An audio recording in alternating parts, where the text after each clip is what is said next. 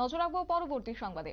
আজ জনজাতি দিবস পালন করা হয়েছে আগরতলা স্থিত প্রজ্ঞা ভবনে এবং সেখানে কার্যত উপস্থিত ছিলেন আজ পূর্বাশার চেয়ারম্যান তথা বিধায়ক কিশোর বর্মন।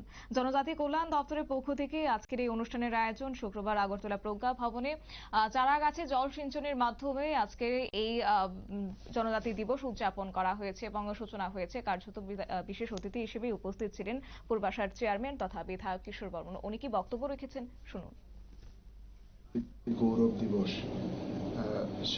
সেটার একটা উপলক্ষ আছে, পাশাপাশি আমাদের যে হ্যান্ডিক্রাফট এবং হ্যান্ডলুম ডিপার্টমেন্টের যে ভারত সরকারের এই সেক্টরকে এগিয়ে নিয়ে যাওয়ার ক্ষেত্রে যে পরিকল্পনা আছে সেটাকে কেন্দ্র করে আমাদের যারা উইভার সার্জন আর্টিজান যারা আছেন তাদেরকে আরও উৎসাহিত করে এক সময় আমরা যেরকম বলতাম যে আমাদের এই বাঁশবেত শিল্পে আমরা ত্রিপুরা যে বিশ্ববিখ্যাত ছিলাম, অর্থাৎ ভারতবর্ষকে ত্রিপুরা কিন্তু বিশ্ববিখ্যাতের যে দরজায় সেটা পৌঁছে দিয়েছিল।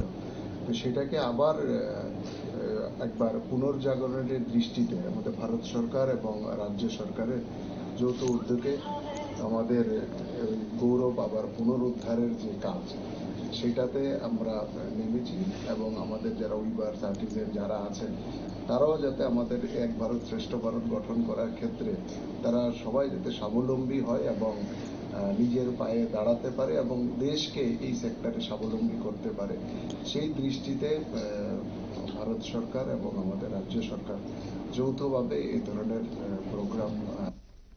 আপনারা শুনলেন বিধায়ক কিশোর বর্মনের বক্তব্য এবং আজকের এই অনুষ্ঠান থেকে তুলে ধরা হয়েছে ত্রিপুরার যে ঐতিহ্য বাঁশবেত শিল্প এবং সেই শিল্পকে আগামী দিনে কিভাবে প্রসার ঘটানো যায় সেই নিয়েও ভাবনা চিন্তা করা হচ্ছে এবং কেন্দ্র সরকার রাজ্য সরকারও সেই দিকে লক্ষ্য রেখে কার্যত কাজ করছে বলে এমনটাই আজ বিধায়কের বক্তব্যে উঠে এসেছে। সংবাদ আপাতত এই পর্যন্তই। পরবর্তী আপডেটের জন্য চোখ রাখুন শুধুমাত্র নিউজ ভ্যানগার্ডের পর্দায়। নমস্কার।